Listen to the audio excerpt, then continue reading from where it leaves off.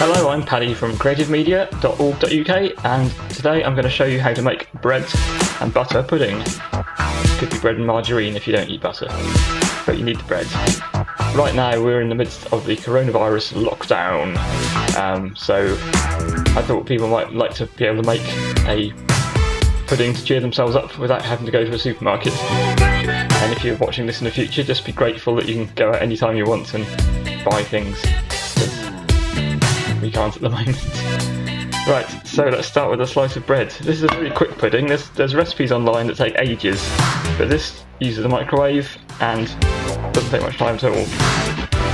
You're going to even have your first course, make this pudding and have it for pudding, just like that, without really waiting around at all. So there's my slice of bread. If you're making a bigger pudding, make more slices of bread. So first, apply the butter.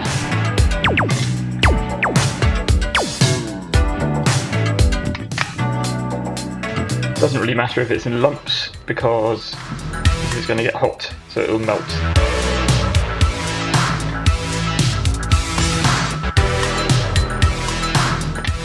And more butter is nicer, I think.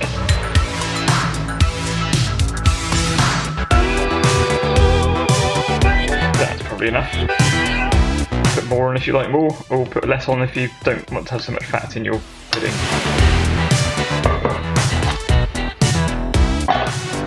Okay, so now we need to chop this up into bits.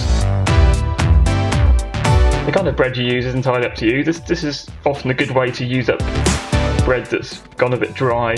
If you're tired of making it into toast, then why not chop it up instead? Chop, chop, chop.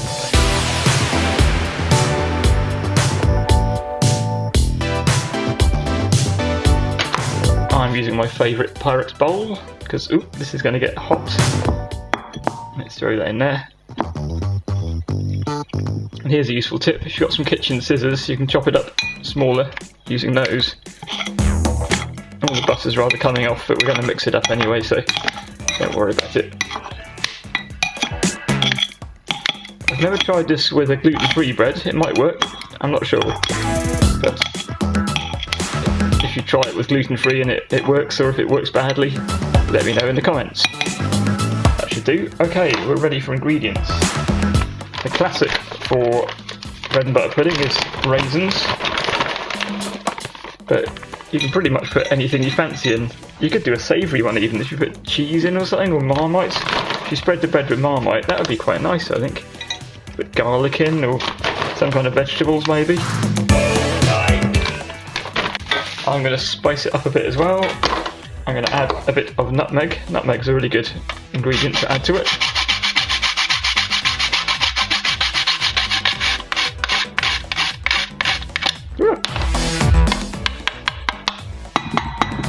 Ooh, that smells good.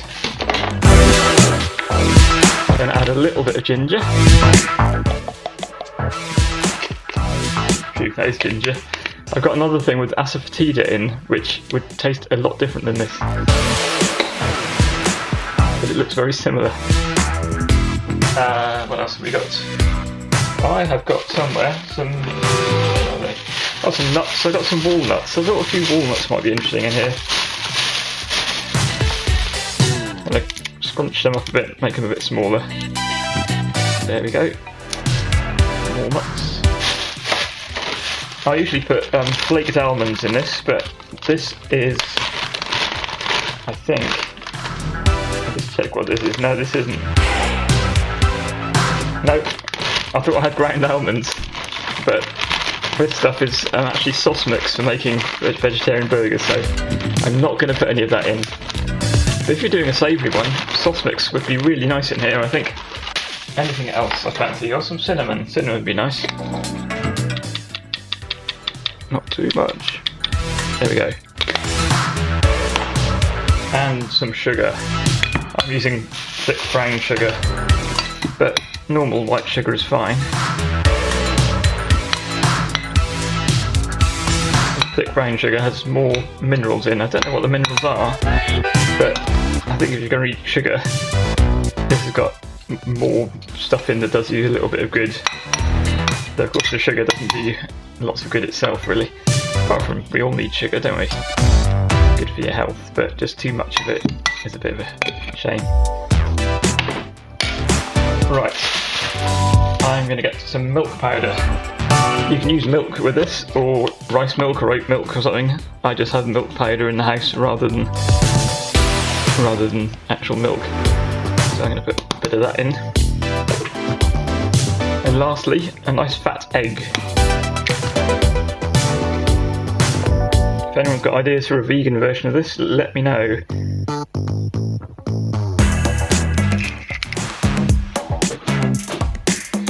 Right, so now it needs to go a bit mushy, so because I've not put in liquid milk, I've put in milk powder, I'm going to add a bit of water. Don't ask me how much, I just put in a bit. I've added my water now to this milk powder, so I think that will give you some kind of idea of how much liquid there is in here.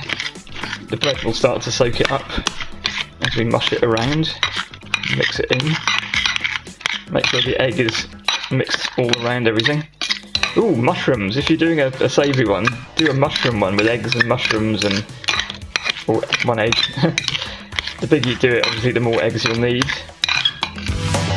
And it doesn't really matter particularly if it's more mushy than this or a bit less mushy, as long as you get all the breads coated in the egg and milk mixture. Then, ooh, how about a curry one? You could do like a kind of hot one with chillies. That might be good as well. For a savoury one. I think I'm going to do a savoury one day because it might be fun.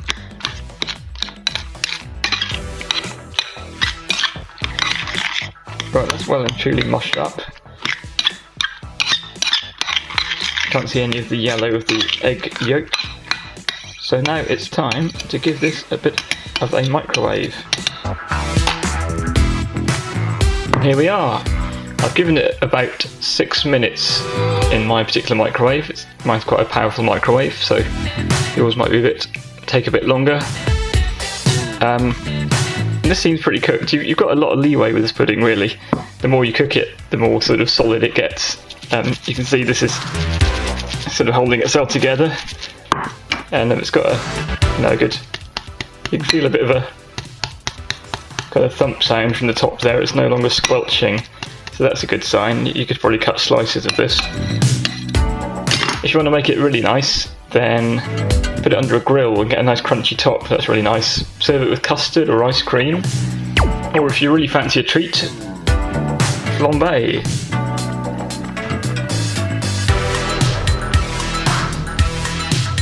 Happy eating. Enjoy your pudding.